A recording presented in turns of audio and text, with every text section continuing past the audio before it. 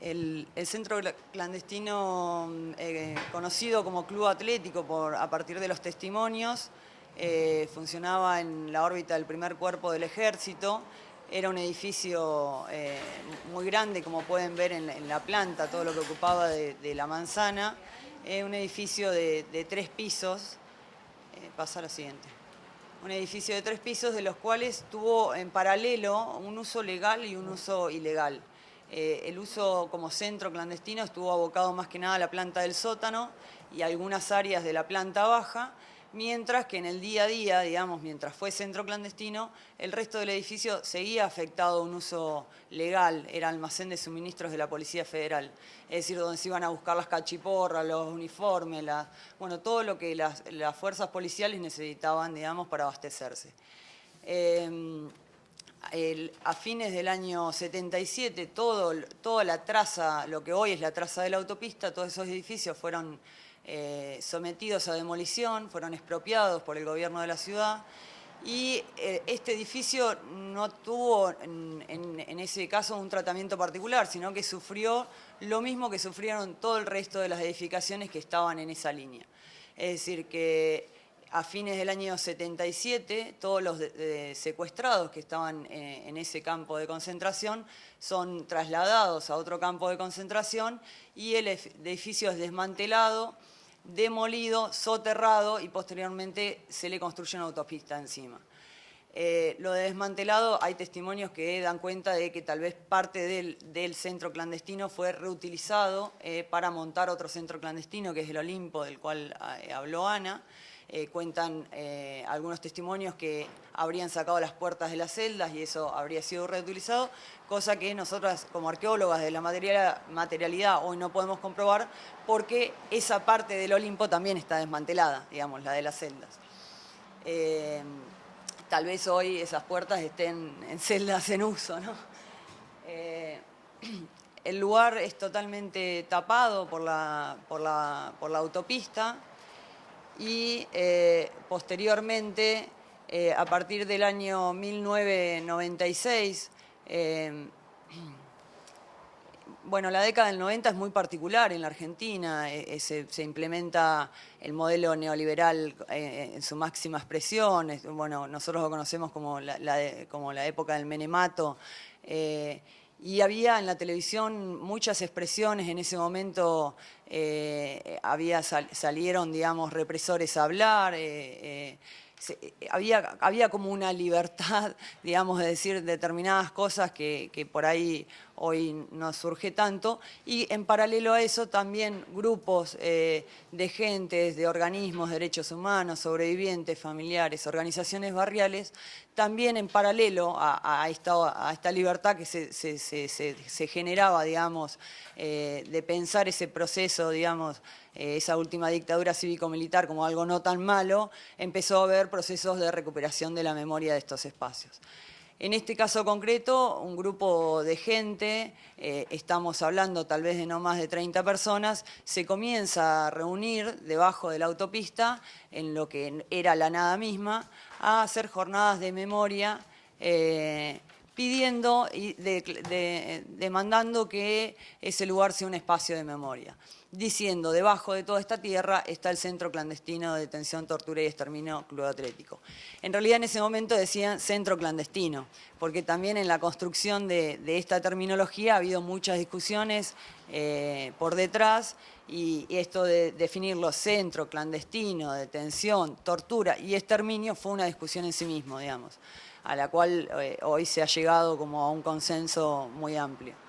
En la primera jornada de memoria que se hizo, se ve sobre mano izquierda, hacen sobre una de las zapatas de la autopista que había intervenido el sitio, digamos, el sitio ya arqueológico, lo que estaba por debajo, hacen una obra artística,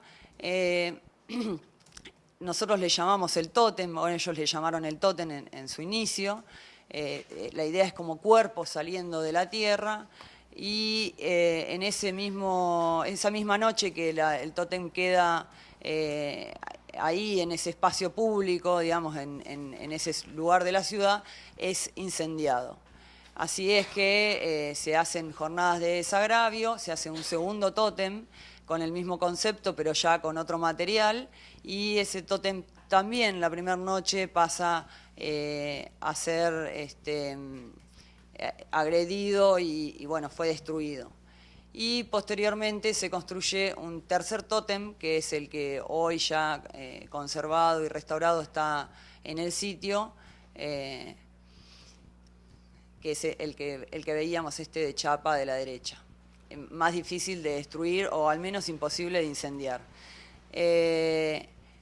Otra de las señalizaciones que hizo este colectivo de gente de la sociedad civil, que como decimos estaba conformado sobre todo por organizaciones barriales, por sobrevivientes, familiares, organismos de derechos humanos, es la construcción de una silueta sobre el talud.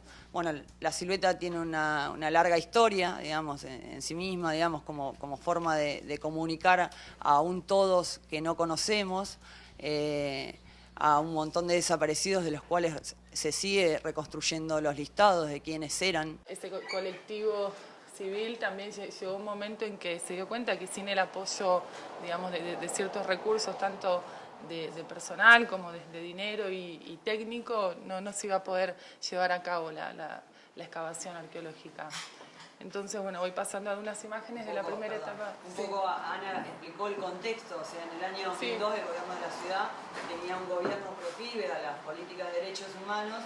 En este caso se sumó un factor muy concreto, que el ministro de Obras Públicas vivía en el barrio, se había sumado a las jornadas de memoria, y esa combineta hizo que se puedan conseguir recursos para iniciar las excavaciones. Sí, él participaba, digamos, en las actividades incluso antes de ser funcionario. Entonces, cuando cambia, digamos, el color político del gobierno de la ciudad, bueno, hace todo lo posible desde adentro, ¿no? Desde la gestión ya, para poder llevar a cabo esto. Las excavaciones comienzan en el año 2002, en un contexto, digamos, en el que era muy importante poder corroborar la presencia de estructuras en pie aún. Por eso siempre contamos que fueron excavaciones arqueológicas expeditivas, de rescate, como les solemos llamar, porque también el contexto político, digamos, ameritaba que se avance rápido, que se avance pronto, para poder dar fuerza al proyecto y al impulso de continuar, ¿no? con la investigación y con la recuperación del espacio. Un poco esto, nosotros como técnicos o profesionales, también tener esa noción y ese tacto, ¿no? Para saber reconocer los distintos momentos políticos y las coyunturas, ¿no? En las que necesitamos a veces mediar entre las exigencias y las necesidades técnicas y, bueno, y lo que se requiere. Bueno, son más imágenes. Estos son los sectores. Ahí, esta es una imagen de todo el concreto, digamos, era una capa de concreto de cerca de 50 centímetros que estaba tapando lo que era el centro clandestino. Se había realizado ahí en la década del 90 una plaza pública, que eso muy simbólicamente tapó y dificultó más aún comenzar con las excavaciones. Hubo que usar maquinaria pesada para poder acceder, digamos, al sedimento de abajo, y un poco también cuenta esta historia, ¿no? En la década del 90, de inclusive tapar aún más lo que estaba ahí abajo y el reclamo que se venía haciendo desde hace años. Bueno, un par de fotos más. Este es un lugar muy importante, los que conocen el lugar ya lo deben reconocer. Es el foso del ascensor, el ascensor que funcionaba en el edificio, que llegaba hasta el sótano. Si bien no era utilizado en el contexto del centro clandestino, fue un lugar que se excavó y al que se pudo acceder, y funcionó como una especie de trampa para ciertos objetos que fueron encontrados ahí. Acá hay una foto del momento en que fueron hallados. Cabe aclarar que cuando se inician las excavaciones, las expectativas no eran claras de qué era lo que se iba a poder recuperar. Sí se pensaba en poder dar con la arquitectura, es decir, había testimoniantes que decían acá existía un centro clandestino, y había planos testimoniales, ¿no? Y estaban los planos oficiales del edificio. Sin embargo, lo que se estaba buscando era dónde encontrar esa arquitectura. Lo que nunca se pensó, creo, en ese primer momento era la cantidad de objetos artefactuales, de objetos, que podía potencialmente brindar ese centro clandestino y que además era como si hubiese quedado sellado. Es decir, uno puede tener en el Atlético objetos que no va a encontrar en centros clandestinos que puede transitar, que han sido reutilizados, refuncionalizados. Sí, siempre lo que decimos es como la paradoja del hecho de la demolición como un acto destructivo, digamos, extremo, pero eso en cierto modo funcionó para dejar ese espacio sellado, en cierto modo. Si bien sabemos desde la arqueología que hay procesos de formación y siempre hay factores afectando el sitio, pero en cuanto a ese periodo histórico, digamos, quedó el sitio con una gran integridad para poder acceder después a lo que fue una sorpresa. Y bueno, la colección arqueológica cuenta con más de 1000 objetos recuperados, inventariados. Así que... Acá tenemos problemas. Sí, bueno, no importa. No sé, ¿querés seguir con esta parte? El primer problema que tenemos es que usamos OpenOffice. Entonces, nada, va a haber cosas que las vamos a ver después gringadas. No, igual es un renglón. Un poco para contarles el recorrido de la parte de estatal, esto en el 2002, como vimos recién, comienzan las excavaciones, en abril del 2002, recién en el 2003 se crea por decreto del gobierno de la ciudad el programa de recuperación de la memoria del Club Atlético. Y como decía Ana, la particularidad que tuvo estas creaciones de programas es que daban lugar a la participación de todos los actores que habían estado hasta ese momento recuperando el espacio. Es decir, en este caso se crea la Comisión de Trabajo y Consenso y una unidad ejecutora para, que era la que llevaba adelante presupuestariamente todo el control de las obras. Esto es lo mismo para Olimpo también, digamos. Se crea el programa con una comisión de trabajo y consenso y una unidad ejecutora. Entonces, la comisión de trabajo y consenso es esta que está conformada por familiares, sobrevivientes, organismos de derechos humanos y organizaciones barriales. En el 2006 ya se crea el Instituto Espacio para la Memoria, era un ente autónomo y autárquico dentro del ámbito del gobierno de la ciudad, que la idea era que pudiese llevar políticas de derechos humanos independientemente de los gobiernos de turno que hubiese. Pero, lo que no perdón, está claro. Funcionaba con fondos, digamos, del gobierno de la ciudad. Si bien tenía independencia, bueno, autónomo y autárquico implica eso, tenía independencia política y de gestión, eso estaba en cierto modo financiado por el gobierno de la ciudad, lo cual esa autonomía hacía que la autonomía no fuera tan ejecutable, porque no se habilitaban presupuestos para obras. Bueno, a partir del macrismo, que es cuando cambia un poco de color político el gobierno de la ciudad, se hizo muy difícil poder llevar a cabo obras necesarias de infraestructura, contratación de personal, de técnicos. Así que bueno, era una pelea constante también. Bueno, y algo que no sé si interpretarlo de alguna forma, no sé qué pasó ahí. Bueno, es que 2006 es el instituto y debajo de eso estaba que en el 2014, el año que acabamos de vivir, hubo un nuevo traspaso de este proyecto. Se disuelve la ley de creación del Instituto Espacio para la Memoria, es decir, el lugar institucional al que pertenecíamos deja de existir, nos quedamos como sin casa y pasamos a la órbita del Ministerio de Justicia, de la Secretaría de Derechos Humanos, Ministerio de Justicia de la Nación. Es decir, que sería la tercera órbita del Estado en la que el proyecto transcurre, ¿no? Claro, pasaron todos los sitios de la capital federal a la órbita de la Secretaría de Derechos Humanos de la Nación. Acá la compañera nos acomodó para que pase.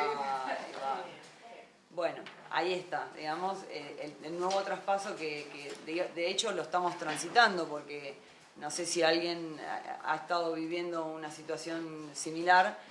No es algo que uno adquiere una nueva casa de un día para el otro, De hecho, hemos estado casi todo o gran parte de estos meses sin limpieza, seguimos estando sin seguridad, digamos, un montón de cosas que tardan en reacomodarse y que, bueno, que son difíciles en el día a día, digamos, para sobrepasar. En el caso de las declaratorias que tiene el sitio, fue en el 2005 se la declara sitio histórico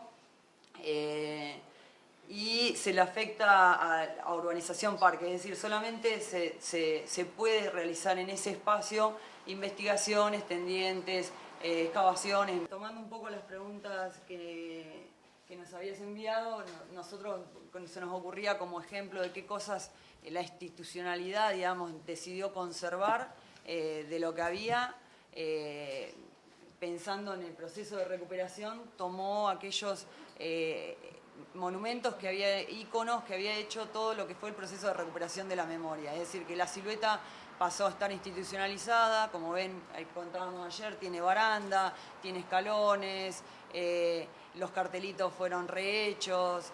Bueno, este monumento que fue hecho con los ladrillos que estaban ahí tirados en su momento, lo hemos restaurado también, se lo está conservando. Sí, es un monolito que se hizo en el año 2002, lo hizo la Asamblea Popular de San Telmo, ¿no? Que es un integrante de esta Comisión de Trabajo y Consenso que funciona desde el 2003 y fue hecho, digamos, con los primeros ladrillos que aparecieron de la excavación arqueológica. Así que tiene como un valor simbólico doble, ¿no? El hecho de la materialidad ahí presente. Y el tótem, digamos que también ha sido restaurado ahora. Le vamos a tener que meter patas, sí. Sí, bueno, no, digo, y también la conservación tiene otro eje que tiene que ver con la conservación aplicada tanto a los restos arqueológicos encontrados como a los objetos. Digamos, nosotros nos manejamos con un concepto de conservación preventiva, no restauración, porque tanto la arquitectura como los objetos tienen un potencial de información muy grande y lo que hacemos es llevar adelante la investigación en laboratorio tanto de objetos, bueno, más adelante hay ejemplos de eso, como de marcas y huellas en la arquitectura. Bueno, un poco está... Sí, no, esto lo contamos un poco por encima, digamos, parte de los trabajos, digamos, que tienen que ver con la recuperación de estos espacios en general, tienen que ver con aportar pruebas a la justicia. En el caso del Atlético se ha hecho el juicio ABO 1, se llama ABO por Atlético, Banco Olimpo, que era el circuito represivo que ha sido identificado, y en el caso del Atlético particularmente, algo muy particular para contar, es que en el año 2009, cuando vienen del juzgado para hacer inspecciones oculares, nosotros a esa instancia hicimos una excavación específica para mostrar otro pedacito más del centro clandestino, que era el pie de escalera, el lugar por el que todos los detenidos accedían. Y esto también puede tocar otro tema que tiene que ver que si bien nuestra recomendación no era excavar, ya que la cantidad de materiales que nosotros teníamos en gabinete, digamos, no estábamos totalmente superados y insistimos como por ahí no excavar tanto, porque hay que hacerse cargo de esos materiales, también tener la sensibilidad política en estos casos, en cuando es necesario, digamos. En este caso es necesario, después veremos cómo se puede resolver la parte del gabinete, digamos. Bueno, en el Labo... estamos en el horno. En el Labo, sí, en el Labo 1 fueron enjuiciados todos estos represores. Esta es información que igual está en las publicaciones que trajimos. Sí, que se las vamos a dar. Así que después si quieren ahondar en eso, ahora nos quedan 5 minutos. Bueno, un poco cómo trabajar, digamos, con estos espacios. Nosotros como arqueólogos y trabajamos en un equipo, igual siempre intentamos, sobre todo en lo que es el Atlético, que es un espacio que es tan complejo, es imposible no trabajar de forma interdisciplinaria, digamos. Hacemos todo lo posible para que podamos estar reunidos en una mesa, ingenieros, arquitectos, arqueólogos, conservadores, y poder tener propuestas que sean lo más interdisciplinarias posibles. Lo concreto es que no alcanzan los recursos, siempre tanto técnicos como humanos, como de materiales para poder conservar todo, entonces hemos pensado en la jerarquización de los espacios. un poco Ana habló de lo de la jerarquización de los espacios, es decir, de la puerta para allá no se puede, se transita de otra manera, de la puerta para acá se transita de otra manera, de la puerta para allá no se puede tomar alcohol, de la puerta para acá, bueno, esto trasciende todos los espacios de memoria, tenemos un texto que después se los podemos pasar, donde ahondamos un poco más en este concepto. La verdad es que tenemos que decir que con respecto al texto que hemos pasado, acá le hemos agregado la parte de objetos, porque en ese texto hablábamos solo de espacios, pero hemos analizado que nosotros en el Atlético, con la colección arqueológica, también hemos hecho una jerarquización, ¿sí? Lo concreto es que le hemos dado, creemos que tiene mucho, o sea, no, creemos no, acontece en la realidad que los testimonios le están dando un valor a esos espacios. Entonces, por ejemplo, en el caso del Atlético, supongamos, tenemos la entrada del edificio por un lado, que es una foto que no están viendo, bueno, se superpusieron. La entrada del edificio, que podría ser un lugar para excavar, para recuperar más pisos, sin embargo, por la entrada oficial del edificio nadie testimonió, nadie entró, los secuestrados no pasaron por ahí. Sin embargo, por la entrada vehicular hay muchos testimonios, pusimos uno cortito muy arriba, pero está lleno de testimonios, está lleno de dibujitos que señalan, digamos, la entrada vehicular. Entonces, bueno, creemos que ese espacio... o por ejemplo la entrada de acceso al sótano también está descripta en muchísimos testimonios. Entonces son esos espacios donde le damos prioridad a la excavación y a la conservación. Digamos, es en estos espacios donde nos vamos a poner más obsesivos con los arquitectos o puestas en valor que quieran intervenir sobre estos espacios. No tanto si se quiere hacer, por ejemplo, sobre esta otra entrada, digamos, que contaba, que fue la entrada legal del edificio, se hizo una pasarela por encima. No nos pareció lo mejor, pero sin embargo no es algo que vamos a defender a uñas y dientes, digamos, porque no tiene este valor testimonial plus, digamos, que donde creemos que por un lado le tenemos que dedicar más energía y por otro lado mayor prioridad en lo que es la conservación. Sí, perdón, también en Atlético sucede que como no es un sitio arqueológico, es un edificio que en realidad no está en pie, no se genera una conflictividad tan alta como los espacios que hoy por hoy están funcionando también como sitios de memoria y albergan diversas actividades. Bueno, y ahí sí se tiene que tomar una decisión que distinga mucho más estos espacios de libre tránsito, de visita. Voy pasando imágenes que tienen que ver con la materialidad del edificio. Esta es la entrada de los baños, que también por testimonios sabemos que los detenidos desaparecidos eran llevados encadenados, engrillados a los baños, en filas, y cuentan que recordaban que siempre tropezaban con un escalón al entrar al baño, incluso era motivo de burlas por parte de los represores, y cuando ampliamos la excavación en el año 2009 nos encontramos con este desnivel que si bien no es un escalón, ¿no?, en la subjetividad de la percepción de alguien que está vendado, está ubicado, como le decían, y con grilletes, bueno, es un escalón. Como que la materialidad en la gran parte fue confirmando, en gran parte estos testimonios, en otras cuestiones no tanto, ¿no? Esto que tiene que ver con un poco las líneas de evidencia materiales y los testimonios que van por caminos distintos. También algo importante que digamos que es la prueba que en algún punto damos todos los arqueólogos que hemos podido testimoniar en los juicios de lesa humanidad y que justo este escalón está dando cuenta de eso, es el acondicionamiento que sufrieron estos espacios para ser centros clandestinos. Es decir, en algún momento se discute si esto fue sistemático, si no, si es terrorismo de Estado, si no es terrorismo de Estado. Bueno, lo concreto que nosotros de la materialidad podemos aportar es que hubo una inversión de dinero, hubo una inversión de acondicionar esos espacios. Eso es una decisión concreta, digamos, estatal, digamos, no es que uno refuncionaliza todo un espacio para que sea centro de reclusión, de tortura y de exterminio tan fácilmente, y eso deja huellas.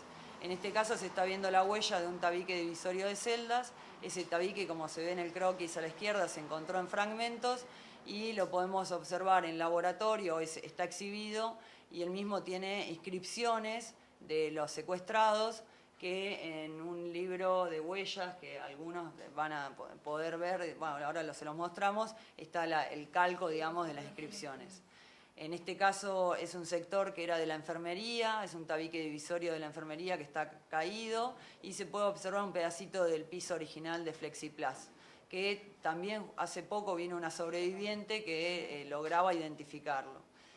Otro de los objetos así simbólicos muy fuertes que han aparecido es una lápida de cementerio. Víctor Fernández Palmeiro era un militante del ERP, del Ejército Revolucionario del Pueblo, y en el año 73, él con otro compañero más, por el centro porteño persiguen a un contraalmirante que había sido uno de los responsables de lo que fue conocido en Argentina como la masacre de Trelew. Lo persiguen en una moto y hay como un enfrentamiento en el cual ajustician a este contraalmirante Hermes Quijada, pero en ese enfrentamiento Víctor Fernández Palmeiro también sale herido de muerte. Como lo marca el diario a la izquierda abajo, los compañeros lo entierran en el cementerio de la Chacarita, y un mes y poco tiempo después, del año 73, un poco de que había sido enterrado, estalla una bomba en la sepultura. Ese atentado nunca tuvo responsables. Corría en ese año, digamos, había un montón de hechos de este tipo en el país, que algunos tenían responsables, se lograba identificar los responsables y otros no. Este fue uno de los tantos hechos que no tuvo responsables. En el año 2002, en los primeros días de excavación, uno de los objetos que aparece es esta lápida, ¿no? Que da cuenta, digamos, un poco del accionar de las fuerzas represivas, aparte mucho antes del golpe de Estado del 76, ¿no? O sea, como ampliar un poco también, y eso también nos abre cuestionamientos sobre este relato oficial, se podría decir, del funcionamiento del Club Atlético de enero a diciembre del año 77. Bueno, como tenemos que cortar, vamos a hacer... Hay muchas historias muy lindas que les podemos contar de cada uno de estos objetos. En este caso es una investigación, llevó una investigación de archivo. Esto es una placa de cliché de impresión directa. Bueno, lo mismo, lo van a poder leer en las publicaciones que tengamos. Lamentablemente no tenemos página web, no hay nada hoy en día en internet para encontrarnos. Esto es un poco el trabajo de conservación que se hace en laboratorio, es donde más hemos estado abocados trabajando con la colección. Tenemos más de 1.200 objetos que están siendo inventariados, que ya han sido inventariados y conservados con sus propias cajas de guarda. Hay una reserva técnica, esto es parte un poco del trabajo de marcaje, o sea, todo lo que es la documentación, el registro, la conservación. Bueno, otra línea de trabajo que actualmente se está desarrollando en el marco del equipo son las historias de vida, es decir, se entrevista a familiares, amigos, vecinos, del listado de desaparecidos que hoy conocemos del Centro Clandestino del Atlético, y bueno, la idea es poder difundir esas historias de vida. Esto es un fotomontaje, nos encantaría que esté plasmado. Es una idea que hemos presentado ahora ya a Nación para poder llevar adelante, que es en lo que es la plaza. Hay una plaza enfrente al sitio de memoria que se llama 30.000 compañeros, que también está bajo nuestra gestión. Poder difundir ahí las historias de vida. Otra de las líneas de trabajo actuales son la confección del listado de desaparecidos y sobrevivientes. Esto está en permanente construcción, o sea, realmente hay veces mes a mes va cambiando, se va sumando un caso nuevo. Son 218 los confirmados hasta el momento que han sido pasados por el Atlético y están desaparecidos. 70 que se está viendo en carácter de posibles y alrededor de 150 sobrevivientes. Y bueno, también otra línea es la recepción de visitas, que forma parte también de la difusión. Se reciben muchos colegios, secundarios, estudiantes universitarios. Si bien no está abierto todo el día, todos los días, las visitas en realidad son pautadas, pero la verdad vienen en aumento y apuntamos a eso, a fortalecer tanto la difusión como las visitas y la relación territorial con el barrio. Que es algo, sí, algo que... Francisca sabe muy sí. bien que está en déficit el proyecto. Algo que nos olvidamos de poner, que tiene que ver con lo que Ana decía, ¿para quién? El 60% de nuestros visitantes tienen menos de 30 años. Es como algo para dejarnos pensando, ¿no? ¿Para quién? Claramente para las sociedades futuras, o sea, para las generaciones venideras. En este caso estamos llevando actividades de transmisión también con escuelas. Estas son algunas fotos de una actividad específica de Estenopeica que hicimos con unos chicos con una escuela cercana, que también tenemos más material y un par de videos de todo lo que fue este proceso. Si también pues mañana surge, podemos presentar. Y por otro lado, actividades. Estas actividades, en general se hacen en conjunto con la Comisión de Trabajo y Consenso.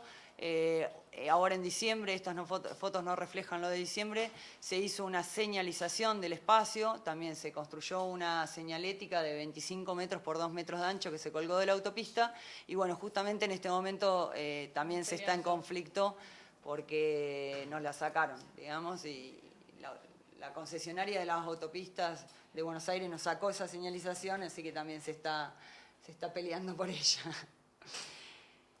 Bueno. Muchas gracias.